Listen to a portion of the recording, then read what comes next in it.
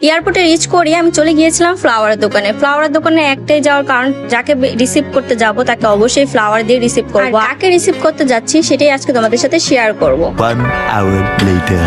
High lovely people, this is Rio. আর আজকে চলে যাচ্ছিলাম এয়ারপোর্টের উদ্দেশ্যে। আর একটু পরে চেক করছিলাম আসলে প্লেনটা ল্যান্ড করছে নাকি, যেহেতু আমরা একটু লেট করে ফেলেছিলাম। আর রাস্তা হচ্ছে প্রাইভেট কারে একটু ডিস্টার্ব দেওয়ার কারণে আমাদের মনে হচ্ছিল যে আমাদের জন্য কি যে ওয়েট করবে নাকি, অনেক বেশি টেনশনে ছিলাম। আর একটু পরে চেক করছিলাম। আল্লাহর রহমতে প্লেন ল্যান্ড করার আগেই আমরা ওখানে পৌঁছে গিয়েছিলাম। আমার মনে হয় যারা হচ্ছে প্লেনে করে আসে তাদেরকে লেট না করানোই ভালো, এই জন্য হচ্ছে আমরা আগে রিচ করেছি।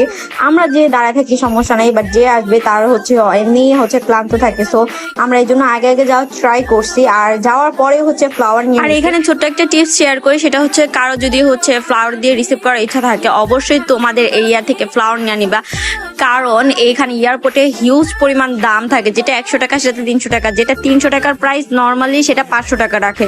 সো আমি এটা বলবো যে যাওয়ার আগে থেকেই ফ্লাওয়ার নেওয়ার প্ল্যান থাকলে বাসার আশেপাশে থেকেই নিয়ে নিবা, ওর শাহবাগ থেকে নিয়ে নিতে পারো। সো যেহেতু আমরা ওইভাবে মানে তাড়াহুড়ার মধ্যে ছিলাম এই জন্য ওইখান থেকে পিক করতে পারি না, যদিও আমি আগে থেকে জানতাম যে এখানে ফ্লাওয়ারের দাম বেশি, বৃষ্টির কারণে সবকিছুর কারণে হচ্ছে ওইভাবে আমাদের নেওয়া হয় নাই।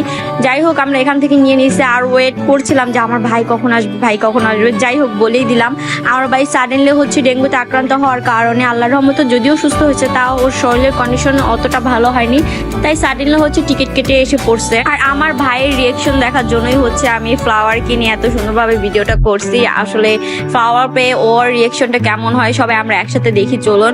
আর আমার নেফিকে সামনে রেখে দিয়েছিলাম যাতে ও হচ্ছে তাড়াতাড়ি যেয়ে হচ্ছে ফ্লাওয়ারটা দিতে পারে। এই তো দেখতে দেখতে আমার ছোট ভাই হচ্ছে এসে পড়ছে। আমরা তো সবাই অনেক বেশি এক্সাইটেড, আলহামদুলিল্লাহ ঠিকঠাক ভাবে রিচ করছে।